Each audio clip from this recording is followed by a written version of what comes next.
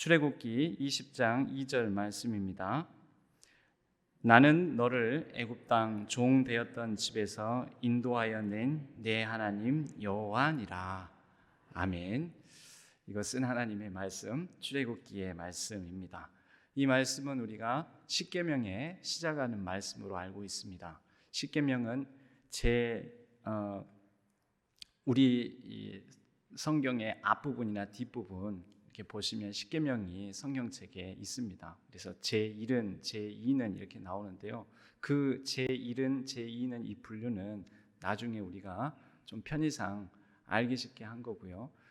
십계명 본문이 있는 곳은 구약 성경의 신명기와 출애굽기 두 곳에 있습니다. 그 중에 한 곳이 출애굽기가 먼저 있으므로 처음으로 십계명이 제대로 등장하는 곳은 20장으로 우리가 확인할 수 있습니다. 20장 3절부터 바로 이제 제1계명으로 해서 그 20절 말씀까지 쭉 이 십계명에 관한 이 말씀이 나옵니다. 그러나 이 십계명이 3절에서 시작되지만 서론에 해당되는 말씀이 20장 1, 2절입니다. 서론. 여러분, 서론은 우리가 그냥 흘려 지나칠 수 있지만 굉장히 중요합니다. 나는 너를 애굽 땅 종 되었던 집에서 인도하여 낸 내 하나님 여호와니라. 여러분, 지금 하나님께서 뭐 하고 계십니까? 가장 쉽게 표현을 하자면 자기소개를 하고 계시는 겁니다. 여러분, 하나님은 구약 성경을 통해 특별히 자기 자신을 자꾸 드러내십니다. 드러내는 걸 두 자로 계시라고 하죠. 여러분, 계시가 우리가 기도할 때 하나님께서 내게 직통으로 뭔가 말씀을 주셨다라는 게 계시가 아니고, 진짜 중요한 계시의 더 본질적인 뜻은 하나님이 자기를 드러내서 보여주시는 겁니다. 그래서 하나님을 가장 잘 보여주신 분이 누구십니까? 예수님이시죠. 그래서 하나님의 계시, 자기 자신을 드러내고 보여주신 결정체가 바로 우리 주 예수 그리스도신 거죠. 그러므로 우리가 하나님 아버지 하나님은 어쩌면 우리에게 너무 멀 수도 있기 때문에 하나님께서 너희들이 내가 그렇게 가르쳐줘도 나를 제대로 모르는 것 같다. 안 되겠다. 너희들이 이 육체의 한계를 지닌 눈으로, 육체의 한계를 지닌 귀로, 육체의 한계를 지니고 있는 촉각으로도 느끼고 만지고 보고 들을 수 있도록 너희들과 같은 모습으로 가서 나를 보여주겠다. 그분이 바로 우리 주님 예수 그리스도십니다. 그래서 그분께서 오셔서 우리가 직접 들을 수 있는 육성의 말씀으로 직접 보고, 하나님이 저렇게 일하시는구나, 저렇게 행하시는구나, 그리고 우리를 이렇게 살라고 가르치시는구나 라는 것을 직접 보여주시고 가르쳐 주신 것이죠. 예수님께서 발을 씻기시면서 또 성만찬을, 마지막 최후의 만찬을 행하시면서 예수님께서 그 바로 사랑의 본을 보여주신 것이죠. 내가 너희들에게 이렇게 하는 것처럼 너희도 이와 같이 하라. 너희도 서로 사랑하라. 구약에는 그럼 하나님의 계시가 없습니까? 있습니다.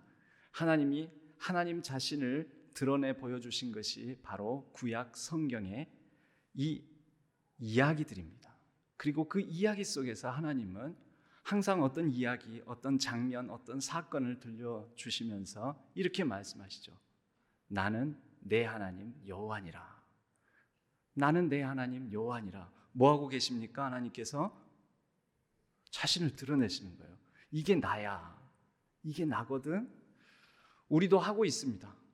엄마가 아이를 키우면서 아이를 안고 자꾸 아이에게 계시합니다.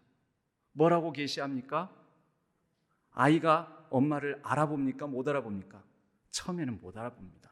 그래서 그냥 사람같이 생긴 아주머니면 다 지 엄마인 줄 알고 그러는데, 이 아이에게 엄마가 계시로 내가 네 엄마다, 딴 사람은 엄마가 아니다, 내가 네 엄마다 하면서 그 아이에게 계시로 자꾸 심어주는 거죠. 어떻게 하죠? 안고, 아이고 그래 내 강아지인가 하면서 내가 네 엄마다.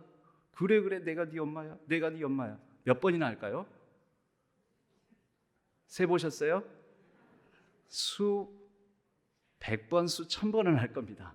그러니까 나중에 이 아이가 세뇌가 돼가지고 이 아줌마가 아니 이 아가씨가 이 여인분이 이 여자분이 내 엄마구나 하고 알게 되는 거죠.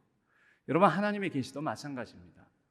하나님이 자꾸 반복해서 나는 내 하나님 여호와다. 나는 내 하나님 여호와다. 나는 여호와이니라. 나는 여호와이니라. 이렇게 반복 학습을 통하여서 하나님은 뭐 하시는 거라고요? 하나님의 백성을 가르치시는 거예요. 못 알아보니까 자꾸 엉뚱한 것을 가져와 가지고 엉뚱한 것을 바라보고 엉뚱한 자연 만물을 보면서 그것이 하나님이라고 그것이 신이라고 하니까 하나님은 이 말씀을 통해 예언자와 선지자를 통하여서 반복 학습을 하시는 거죠. 하나님께서 자기 자신을 계시하시는 보여주시는 말씀이 또 십계명에 나옵니다. 하나님께서 10가지 재앙을 우리는 출애굽기를 조금 알고 있지요. 하나님께서는 바로의 백성이었던 이스라엘 백성을 이끄셔서 출애굽하신 후에 그 출애굽할 때도 순탄하게 출애굽할 수 있었던 것은 아닙니다. 출애굽할 때 바로가 자꾸 안 보내려고 하니까 하나님께서 자꾸 하나님을 하나님인지 진짜 참신인지 못 알아보는 바로를 어떻게 하십니까? 똑같죠. 내가 네 엄마다 하듯이 바로에게 내가 바로 이런 하나님이다. 내가 이런 신이다. 나는 이런 권능 있는 신이다.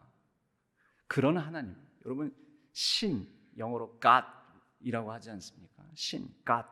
그것을 성경상의 호칭은 우리 한국 그리스도인들은 그 신이라는 단어를 하나님으로 우리는 부릅니다. 왜? 세상의 신은 우리는 다른 신은 인정하지 않잖아요. 세상의 신은 오직 한 분 하나님이시니까. 오늘 율법을 나눕니다.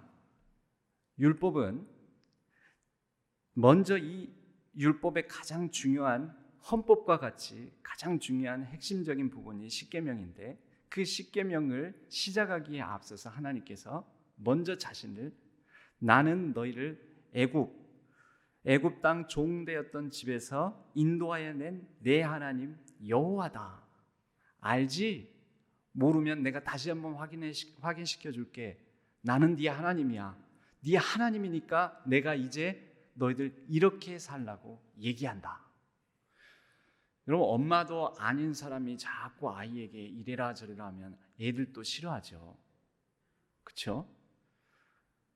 엄마인 게 확인이 되면 수백 수천 번의 그 엄마의 세뇌 교육을 통해서 엄마인 게 먼저 확인이 되면 그 엄마의 말을 듣습니다. 그리고 먹을 걸 달라 할 때도 젖을 달라 할 때도 엄마에게 가서 달라고 합니다. 엄마 앞에서 웁니다.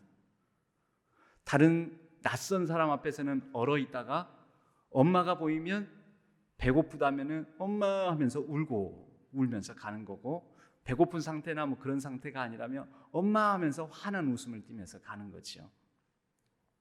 이제 하나님이 하나님 되심을 다시 한번 확인을 시키시면서 그리고 하나님이 어떤 분이라고요? 애굽 땅 종 되었던 곳에서 인도하여 낸 구원자, 구속주 하나님이심을 드러내면서 이제 본격적으로 그럼 이제 너희들이 내 백성이고 내가 너희 하나님이니 너희는 이렇게 살아라.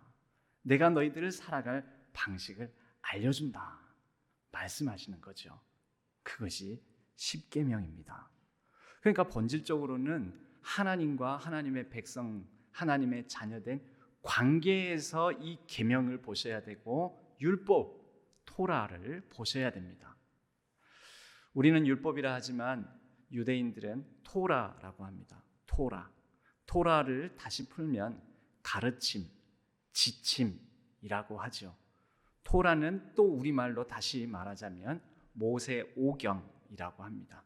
창세기, 출애굽기, 레위기, 민수기, 신명기까지 해서 가르친 지침들을 누구에게요? 하나님을 하나님으로 아는 백성들에게. 그래서 이 율법의 적용은 제1차적으로 하나님을 하나님이심을 알고 하나님을 인정하는, 그리고 하나님께서 나를 창조하셨고 창조주 하나님임을, 나를 구원하신 구속주 하나님이심을 믿고 인정하는 사람들이 우선적인 이 율법의 적용 대상입니다. 유인물을 한번 볼까요? 하나님은 모세를 통하여 이스라엘 백성들을 애굽에서 구속하셨습니다. 이 구속 이야기에는 하나님의 의도가 있었습니다. 첫째, 하나님이 아브라함과 여러분, 하나님은 언약의 하나님이시기도 하죠.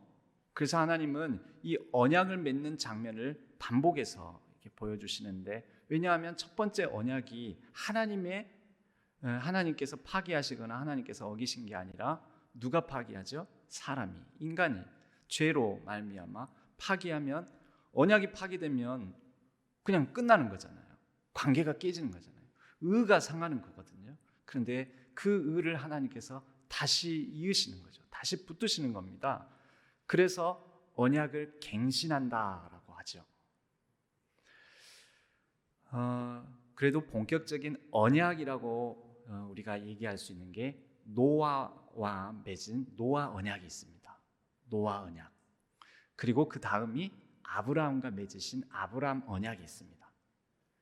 그리고 아브라함 언약 이후에 이제 다시 언약이라고, 본격적으로 언약이라고 얘기할 만한, 이 언약이라는 것은 단순히 한 사람과 하나님과 한 사람 사이에 맺은 게 아니라 그 한 사람을 중심으로 한 인간 전체 또는 민족 전체, 그 후손들 전체와 맺으시는, 그것을 보고 언약이다 이렇게 얘기합니다. 그럼 노아 언약이 바로 노아와 노아의 가족 후손들과 맺은 언약이 있으셨죠. 내가 다시는 이 땅을 물로 심판하지 않으리라. 그리고 이제 아브라함과 더불어서 언약을 맺으시는데, 그것이 지난 시간에 소명이라는 주제로 우리가 나누었던 구약 성경의 7개 이정표 중에서 두 번째 소명 부분이었습니다. 하나님께서 아브라함을 부르시면서 너로 큰 민족을 이루고, 너는 내가 보여줄 땅으로 가라. 내가 너로 큰 민족을 이루고 너로 복이 되게 할 것이다. 그 언약을 하나님께서 기억하신다라는 거죠.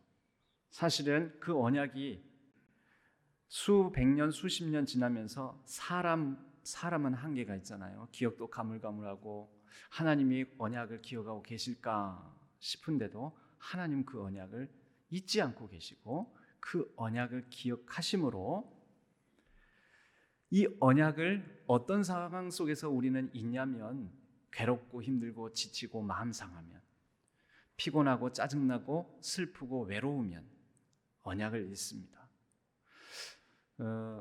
의사결정하는 사람이 중요한, 자기의 인생에 또는 가정에 중요한 의사결정을 할 때 4가지 상태에서는 하지 말라고 합니다. 4가지 상태일 때: 피곤할 때, 배고플 때, 화날 때, 외로울 때. 피곤할 때, 그리고 배고플 때, 화날 때, 외로울 때. 요때 결정을 하면은 의사결정이 잘못된 의사결정을 한다라는 거죠.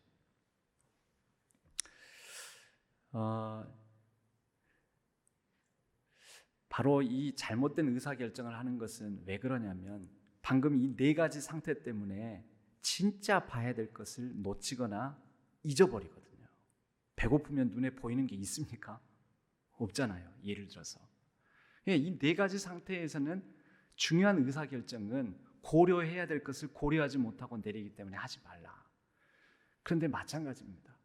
사람이, 특히 이 이스라엘 백성들이 이런 상태, 즉 고통에 몸부림치는 상태가 되니 하나님과의 언약이 눈에 보입니까? 아니면 지금 고통스러운 상황이 더 크게 보입니까?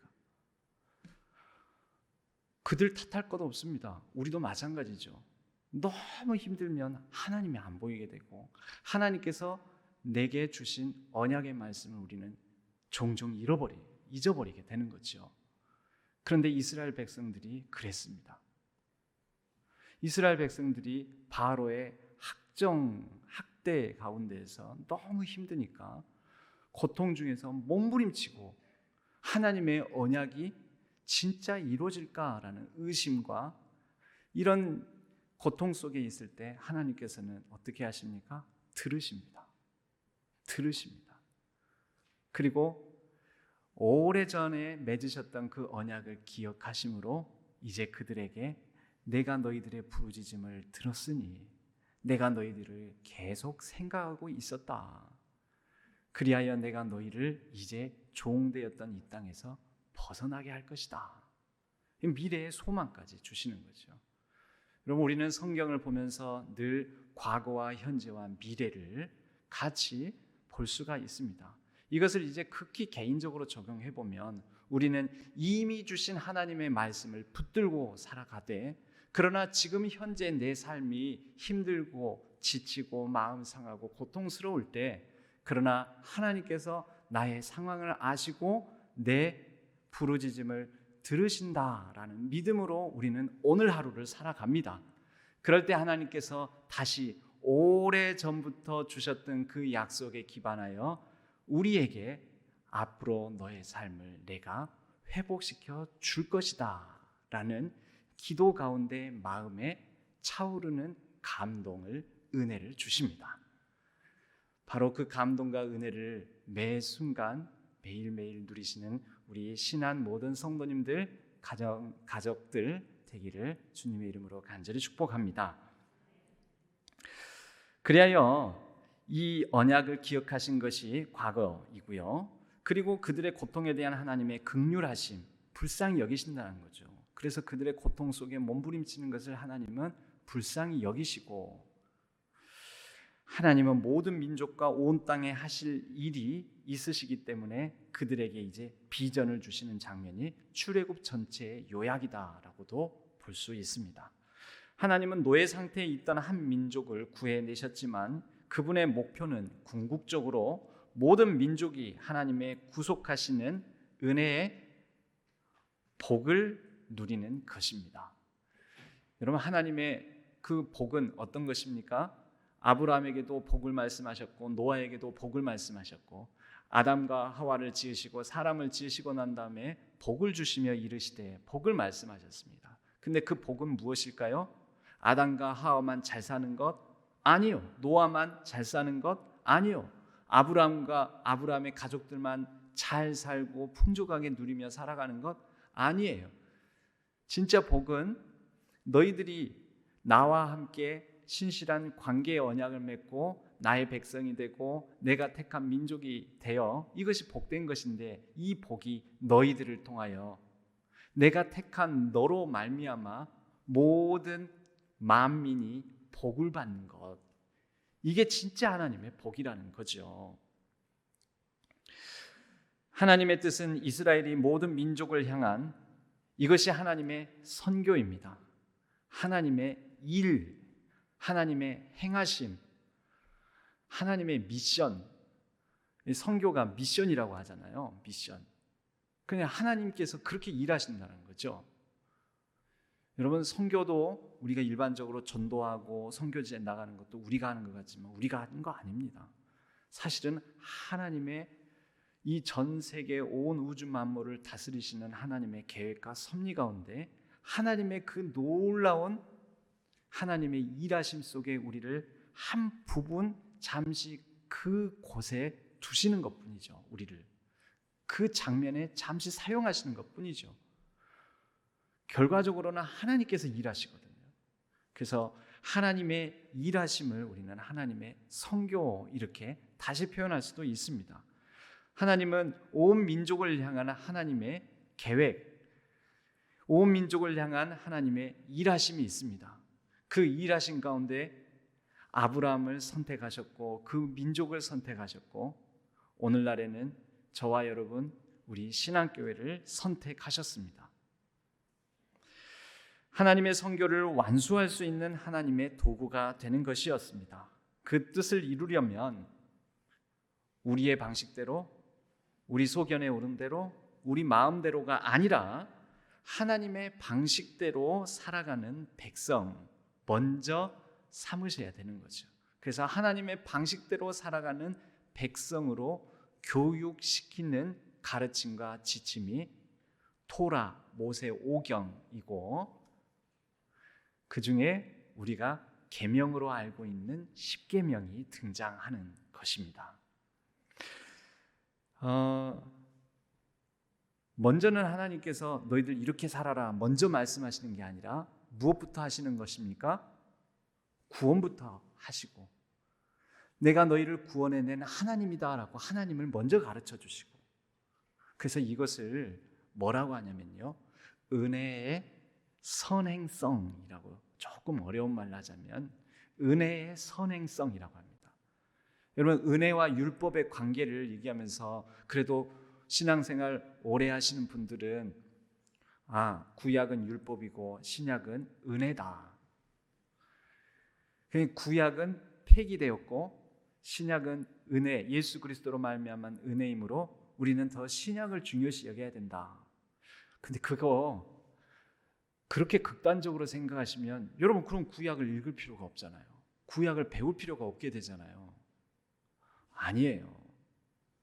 율법과 은혜는 뗄래야 뗄 수 없는 관계가 있습니다.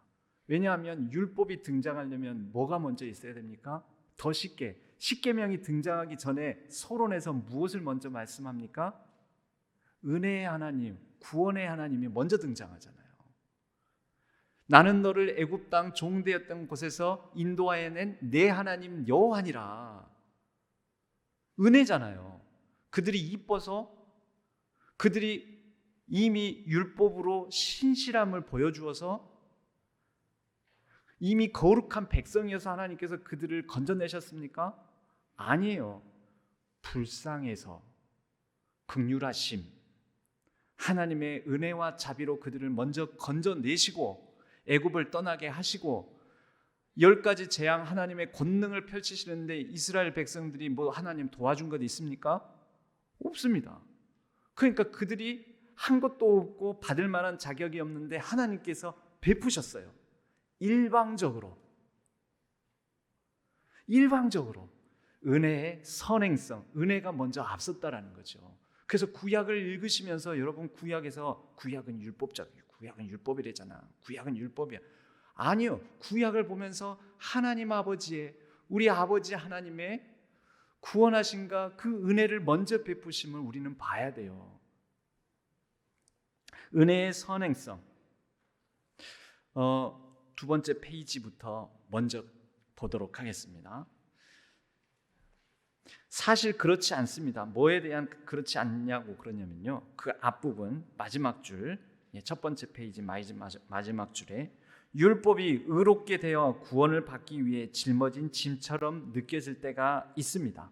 그렇죠. 하나님은 자꾸 이래라 저래라, 계명만 봐도 뭐해라 말아라, 이게 짐처럼 느껴질 때가 있다는 거죠.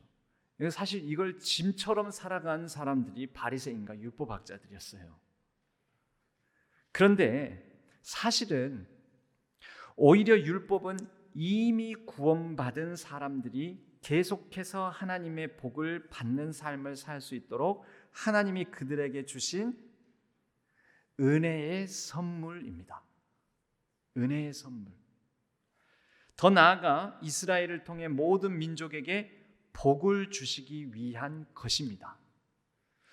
율법을 잘 지키고, 예를 들어 십계명을 잘 지키고 살아가는 민족, 그 민족을 통해 많은 민족들이, 열방들이 야, 너희들처럼 살아가는 모습들이 참 복되다, 값지다.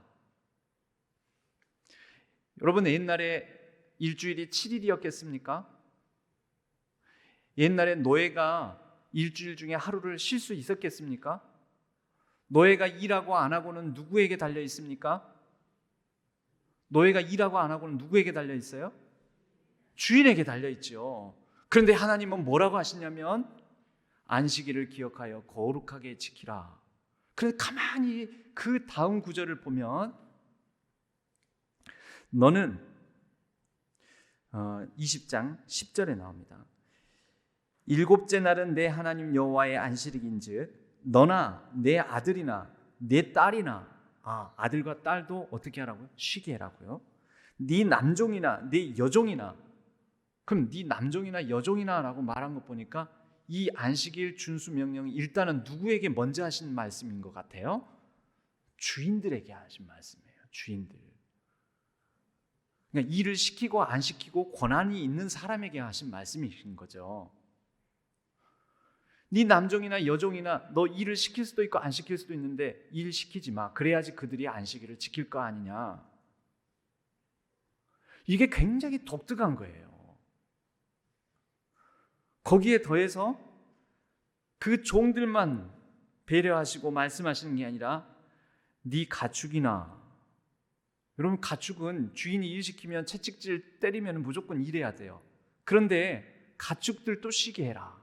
하나님께서 만물까지 돌보게 하신다는 거죠. 누가? 하나님의 구원하심을 입은 백성들, 너희들은 이렇게 살아라. 하나님 모르는 사람들은 맨날 일 시키고 쉬지도 못하게 만들고 채찍질하고 어딜 쉬기는 뭘 쉬어 하지만 너희들은 쉬게 해줘라. 너희들이 가진 권한과 힘으로 너희들의 지키고 보호해야 될 사람들을 안식하게 해주어라. 여러분 이렇게 들으니까 안식일 이 계명, 안식일 준수 명령이 은혜가 됩니까? 안 됩니까? 그러니까 단순히 하나님은 이렇게 힘들고 어려운데 자꾸 뭐 해라 하지 말아라 하시는 그런 크고 두렵고 무서운 하나님입니까? 아니면 은혜의 하나님이십니까? 여러분 구약을 읽으시면서 꼭 이 은혜의 선행성, 은혜의 하나님을 먼저 발견하셔야지. 여러분 갓난아기는 아까도 아이를 양육하는 거 말씀드렸지만 아이는 일단 충분히 먹이고 충분히 재우고 충분히 안아주고 그러는 거잖아요. 그래야 아이가 건강해지잖아요. 그렇게 해서 건강해진 아이는 이제 그 다음부터는 뭐 합니까? 훈육에 들어갑니다. 훈육. 건강하게 이제 자기 몫을 감당할 정도로 맑게 알아들을 정도가 되면 그때부터는 뭐 하는 겁니까? 너 엄마 말 꼭 들어. 너 그렇게 하면 안 돼. 이제 그걸 가르치는 거죠. 누구니까? 내 자식이니까. 내 자식 계속 아무 때나 징징징징 울고 조르고 엄마 100원만, 요즘 100원만 안 하죠. 저 어렸을 때는 100원만 그랬습니다. 꼭 손님이 있으면 그랬습니다. 왜? 손님이 있을 때 엄마한테 그렇게 해야지 엄마가 화를 못 내고 얼굴이 붉어지지 않으면서 귀찮아서라도 100원 주는 것을 제가 어느 순간 깨달았거든요. 근데 그러고 나서는 사실은 후환이 있어요. 그 손님 가고 난 다음에는 아주 뒤지게 맞습니다. 너는 꼭 손님이 오면은 그러더라 하면서는 너 이리 와봐 해가지고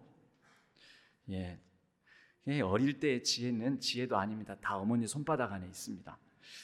은혜의 선행성부터 우리는 붙들어야 됩니다. 구약을 읽으실 때 여러분들 율법만 보시지 마시고 하나님이 은혜를 먼저 베풀어 주셨구나라는 것을 제가 한 예시로 10계명 가운데 4계명 안식일 준수 명령에 대해서 말씀을 드렸습니다. 다시 앞 페이지로 가서요. 이제 헌신의 상호성이라는 게 있는데요. 하나님께서는 그냥 지켜라라고 하시는 것이 아니라 하나님께서 이 약속, 언약, 너희들이 이제 지킬래 안 지킬래? 너희들 구원해냈는데, 너희들 물에서 건져냈는데 이제 너희들 이렇게 살아갔으면 좋겠는데 내가 제시하는 이 율법 계명을 따라서 거룩한 백성 될래 안 될래? 됐으면 좋겠는데 선택하라고 하시는 거예요. 이게 헌신의 상호성입니다. 사실 이 헌신을 누가 먼저 하셨습니까? 하나님이 먼저 하셨어요. 하나님께서 세상도 먼저 지으셨잖아요. 최선을 다해서. 하나님께서 구원도 먼저 하셨어요. 10가지 재앙에 하나님의 능력을 먼저 사용하셨어요. 이거 하나님 힘을 들이신 거죠. 헌신하신 거예요. 그래서 이게 은혜의 선행성이에요. 그런데 먼저 헌신하신 뒤에는 이제 하나님의 희생과 헌신, 하나님의 최선을 다한 그 은혜를 누리는 너희들도 내 방식대로 살아주면 안 되겠냐? 그래서 헌신의 상호성을 하나님은 말씀하십니다. 하나님은 이스라엘 백성과 언약을 맺으셨습니다. 그 언약의 특징은 모든 협의가 관계를 기반으로, 어떤 관계입니까? 나는 너희의 하나님이 되고 너희는 내 백성이다라는 이 관계에 기반하여 내가 먼저 너희들에게 은혜를 베풀었고 내가 너희를 먼저 구원하였고 그 관계에 기반하여 이제 너희들이 나를 인정한다라는 표시, 뜻으로 내 계명과 내 법을 따라서 살아가면 좋겠다. 너희를 내 백성으로 삼고 나는 너희의 하나님이 되리니라는 말씀처럼 서로에게 나타내는 뭐의 상호성이요? 헌신의 상호성이요. 헌신의 상호성. 이스라엘 백성들과 언약을 맺으신 하나님은 그들이 지켜야 할 율법을 주셨습니다. 율법, 즉 토라 안에는 계명, 규례, 판례, 형벌 등으로 더 명확하게 구분되는 부분들이 있습니다. 우리는 통으로 묶어서 율법이라고 하지만요. 그래서 그 몇 가지를 살펴보면 십계명, 헌법과 같은 거죠. 율법 중에서 하나님께서 직접 10개의 계명을 말씀하시고 또 이 십계명은 왜 독특하냐면 하나님께서 직접 쓰셨어요. 돌판에 직접 쓰셨어요. 그래서 이 십계명이 특별합니다. 이것은 하나님의 관계를 나타내는, 잘 아시죠? 1부터 4계명. 그 중에 이 4계명은 따로 떼어넣어서 1부터 3계명을 하나님과의 관계, 대신 관계의 계명이라고도 하고 4계명은 일단 두고 5계명부터 10계명까지 대인 관계, 사람 사이의 관계를 규정하는 계명으로 말을 합니다. 그리고 대신 관계와 대인 관계를 통합하는 계명이 4계명이다. 이렇게도 얘기를 합니다. 왜냐하면 안식일을 기억하여 거룩하게 지키는, 아까 설명을 드렸지만 그것을 통하여서 하나님을 기억하는 것이고 내 주변에 있는 사람들에게 쉬게 해주므로 인하여 우리는 대신 관계, 대인 관계를 바르게 정확하게 놓는 계명이 안식일 준수 계명이 되는 것이죠. 언약서가 있습니다. 언약서는 이 율법서, 창세기, 출애굽기, 레위기, 민수기, 신명기 가운데 이 언약서에 해당되는 부분은 일종의 판례집과 같아요. 판례법, 분쟁, 손상, 누가 부지불식간에 누구의 소유의 소가 우리 소를 받아버린 거예요. 그래서 재산상 손해를 입혔거든. 이런 내용들이 율법에 나옵니다. 분쟁, 손상, 폭행, 과실, 사고사 또는 사고로 인한 상해 등 전형적인 상황들을 설명하고 이때 어떻게 보상을 해야 될지를 규정하는 내용들이 우리 언약서에 있습니다. 그리고 레위기가 있죠.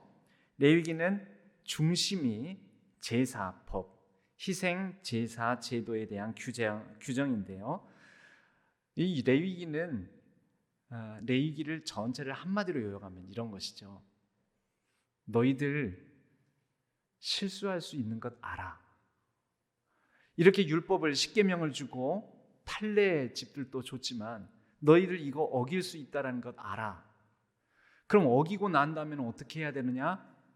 어기고 난 다음에 다시 관계 회복할 수 있는 방법으로 은혜의 통로, 은혜의 수단으로 하나님께서 제사를 말씀하시는 거예요.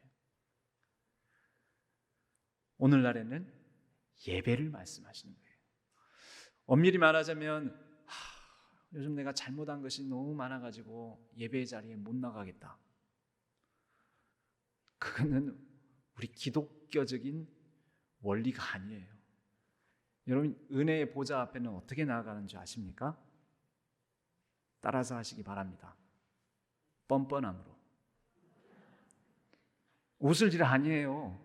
절대 웃을 일 아닙니다. 하나님의 은혜의 보좌 앞, 예배의 은혜의 자리에는 자격을 가지고 나아가는 것이 아니라 뻔뻔함으로 나아가는 것입니다. 뻔뻔함으로 하나님의 은혜의 보좌 앞으로 나아갈 때 뻔뻔한 나도 하나님께서 예배를 통하여 은혜를 주시고 그 뻔뻔함으로 나온 그 사람을 통하여도 하나님께서 영광을 받으십니다. 할렐루야. 그러므로 여러분, 요즘 지은 죄가 많아서 마음이 거룩하지가 못해서 육신이 약하고 뭔가 마음이 지쳐서, 그러므로 뻔뻔함으로 예배 자리에 더 나오셔야 됩니다. 뻔뻔함으로 예배의 마음으로 마음을 바꾸셔서 하나님 앞에 서셔야 됩니다. 그래야 그 더러움이, 죄가 많아서 한 부분이 하나님의 은혜로 씻겨지고 새롭게 변화되는 것이죠. 무엇으로 자신의 행실을 깨끗게 하겠습니까? 여러분 스스로 자신을 거룩하게 할 수 있습니까? 없습니다. 그거 인정하는 것이 뻔뻔함의 첫 시작이에요. 하나님, 뻔뻔하게도 나는 내 힘과 능력으로는 나를 깨끗게 할 수가 없습니다. 그래서 어떻게 하는 거죠? 주여, 두 손 들고 나아갑니다. 이게 뭘까요? 하나님을 향한 열린 그릇으로 나아가는 것이죠. 그릇이 좀 더럽습니다. 하나님, 어떡합니까? 그래도 그냥 이 그릇, 이 모습 이대로 나아가겠습니다. 그게 레위기의 희생제사 제도예요. 그래서 그 괄호 안에는 희생제사 제도에 대한 규례, 제사장들의 다양한 임무, 정결한 음식과 부정한 음식들에 대한 상징적인 구분, 여호와 하나님 야훼의 백성으로서 이스라엘의 거룩함을 증진시키기 위한 사회와 가정과 성, 경제에 관한 수많은 법들로 채워져 있습니다. 그리고 레위기를 한마디로 말하자면 이렇게 우리는 규정할 수 있지요. 따라서 하시기 바랍니다. 거룩하면 행복하다. 그런데 세상은 뭐라고 합니까? 거룩하면 행복하다고 합니까? 아니면은 내가 많이 가지고 내가 많이 뭐 누릴 것 있고 힘 있고 또 재미를 봐야, 뭔가 쾌락을 추구해야 행복하다고 합니까? 세상은 그렇게 말합니다. 그런데 레위기는 주제가 한마디로 정리하면 거룩하면 행복하다. 거룩해지면 행복해질 수 있다. 그 행복의 근원이신 하나님께서 뻔뻔함으로 하나님 앞에 나온 사람들에게 거룩하신 하나님께서 다시 거룩의 심령으로 회복시켜 주시기 때문입니다. 마지막 신명기 모음집은요, 뒤에 신명기는 모세의 설교라고 볼 수가 있는데, 모세 한 편의 설교가 아니고 모세 여러 편의 설교입니다. 이제 광야의 2세대들에게 모세가 죽기 전에 가나안 땅을 앞에 두고 목전에 두고 모세가 출애굽 이후 2세대들에게 약속의 땅 접경 지역인 모압에서 진치고 있을 때에 그들 앞에서 언약을 갱신하며, 왜? 광야에서 태어나서 이들이 10가지 재앙을 경험을 못했거든요. 홍해의 기적을 체험을 못한 그들이거든요. 그래서 그들에게 언약을 갱신하며, 그때 하나님께서 이렇게 우리를 구원내셨고 홍해를 건너게 하셨다. 그런데 광야에서 너희들의 부모 세대가 이렇게 반역하고 범죄함으로 하나님 불편, 불만, 원망하고 그리하여 광야에서 심판을 받은 일이 있었고, 그리하여 너희들은 광야에서 태어날 수밖에 없었다.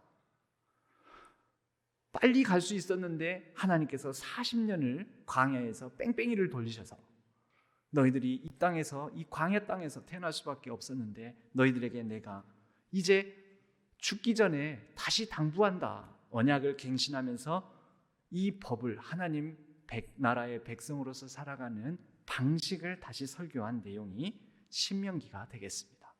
이렇게 토라 율법서는 그 내용이 구분이 되는 것이고요. 이제 그 다음 페이지, 따라서 이스라엘의 사명은, 그 은혜의 선행성은 아까 했기 때문에 그 다음 단락, 두 번째 단락입니다. 이스라엘의 사명은 하나님의 백성이 되는 것이며, 하나님의 백성이라는 것을 확실히 안 사람만 하나님의 법을 따르게 되겠죠. 세상에서 하나님의 목적에 맞게 사는 것입니다. 이스라엘은 세상의 빛이 되기 위해 다른 민족들과 다른 모습이 되어야 하고, 그리하여 하나님의 법을 지키기를 하나님께서는 원하셨습니다. 여러분, 우리는 하나님을 비추는 사람들입니다. 교회당 밖으로 나가면 당장 사람들은 하나님 못 봅니다. 하나님 모릅니다. 그런데 하나님을 어떻게 합니까? 나를 보고 합니다. 나를 보고. 흔히 이런 얘기 하죠. 야, 교회를 하나님 보고 다니지 사람 보고 다니냐? 그것은 신앙이 아주 성숙한 사람이 그러는 것이죠. 그런 신앙의 어른들은 그럴 수 있습니다. 그러나 대부분의 교회 성도님들의 믿음이 연약하고 초신자이고 새신자이고 또 신앙이 오래 다녔어도 신앙의 어떤 이 성숙이 조금 부족한 분들은 교회를 뭐 보고 다닐까요? 하나님 보고 못 다녀요. 하나님 안 보여요. 신앙이 없다니까요. 신앙이 아직 부족하다니까요. 아직 어린이라니까요. 뭐 보고 다니냐면 사람 보고 다닙니다. 고로 우리는 내가 신앙의 어른이라고 여기는 분들은 하나님을 비추는, 보여주는 하나님의 계시의 존재임을 믿으시기 바랍니다. 내가 하나님을 보여주는 것입니다. 옆에 있는 우리 집사님, 권사님, 장로님, 신앙의 믿음의 어른들이 하나님 보여주는 역할 감당하셔야 됩니다. 출애굽은 하나님의 성품, 곧 사랑, 긍휼, 신실함, 정의를 강력하게 드러내 보인 사건이었습니다. 그리고 이 하나님의 성품이 드러난 게 아까 안식일 계명만 보더라도 하나님의 성품이 드러나 있잖아요. 예, 종들도 배려하시고 가축, 그리고 너희 집에 머무는 객, 외국인, 오늘날로 따지면 외국인 근로자이겠죠. 외국인 노동자, 그들까지도 배려하시는 하나님의 모습을 우리는 확인할 수 있습니다. 그래서 이스라엘에게 하나님이 그런 분이시라면 이스라엘 백성 너희들도 서로에게 그리고 다른 사람들에게 그런 존재가 되어야 한다라는 것이 율법 계명에 담겨 있습니다. 하나님을 본받고 하나님을 비춘다는 것은 하나님이 원하시는 일을 그분이 행하시는 대로 하나님 먼저 보여주신다니까요. 어떻게 너희들을 내가 다루었고 내가 어떻게 너희들을 인도했는지 먼저 보여주시고 이제 하나님이 행하신 대로 이스라엘 백성들아 너희들도 이렇게 행하기를 원한다. 예수님께서도 우리에게 먼저 몸소 보여주시고 어떻게 하십니까? 너희들도 내가 너희를 사랑한 것 같이 너희도 서로 사랑하라. 먼저 보여주시고 우리 보고 따라 살라고 하십니다. 율법은 이스라엘에게 신실함을 요청합니다. 이는 그들과 언약을 맺은 하나님의 신실하심, 하나님이 먼저 신실하셨다고 그러죠. 신실하심이 하나님이 충성을 다했다는 거예요. 전심 최선을 다하셨다는 것입니다. 전심으로 최선을 다하신 하나님은 이제 우리 또한 하나님의 계명에 대해 최선을 다하기를 원하십니다.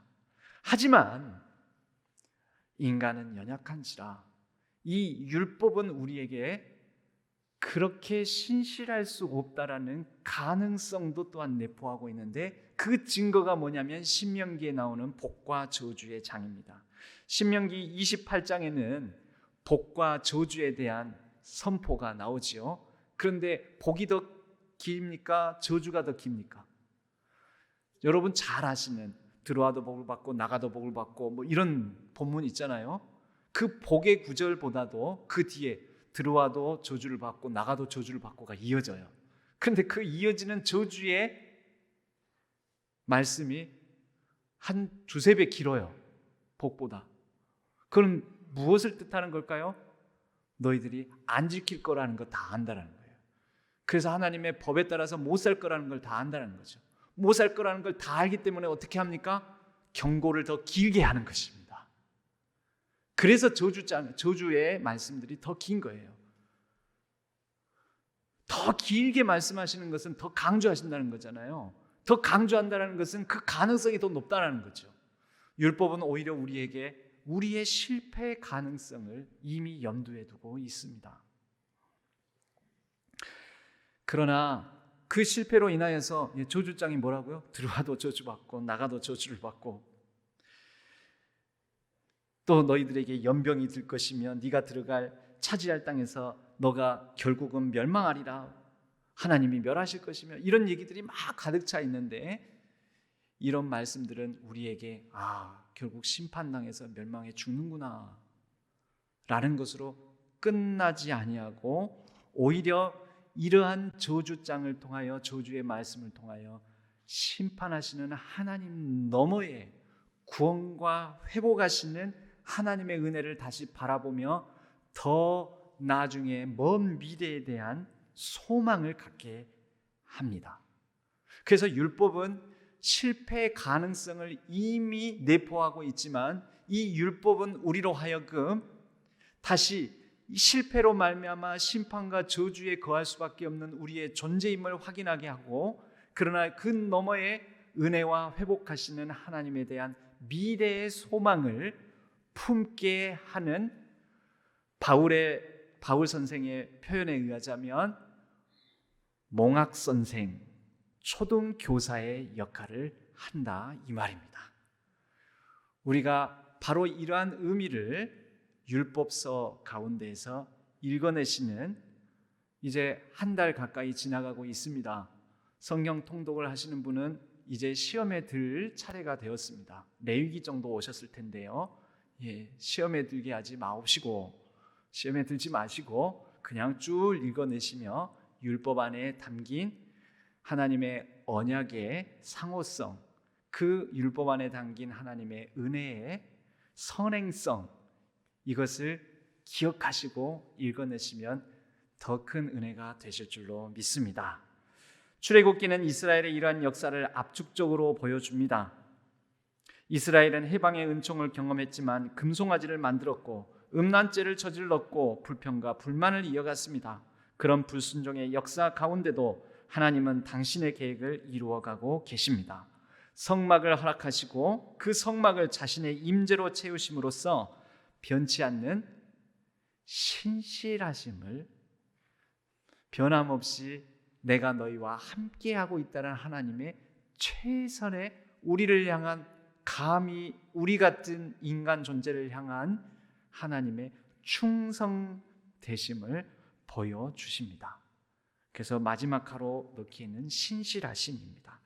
여러분 마지막으로 출애굽기 40장 34절에서 38절을 우리 다 같이 읽으시고 오늘 모든 메시지를 마치도록 하겠습니다. 같이 읽겠습니다.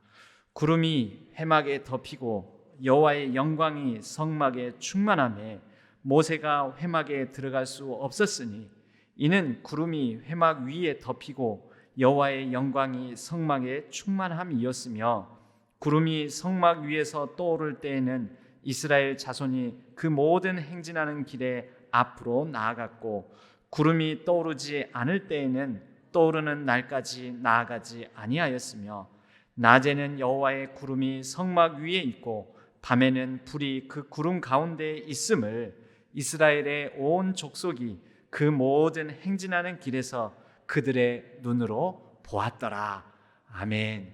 불기둥과 구름기둥으로 저와 여러분 우리 신앙교회를 하나님께서 인도하시는 것을 늘 눈으로 보며 목도하며 그 은혜와 함께 살아가는 우리 모두가 되기를 주님의 이름으로 간절히 축복합니다.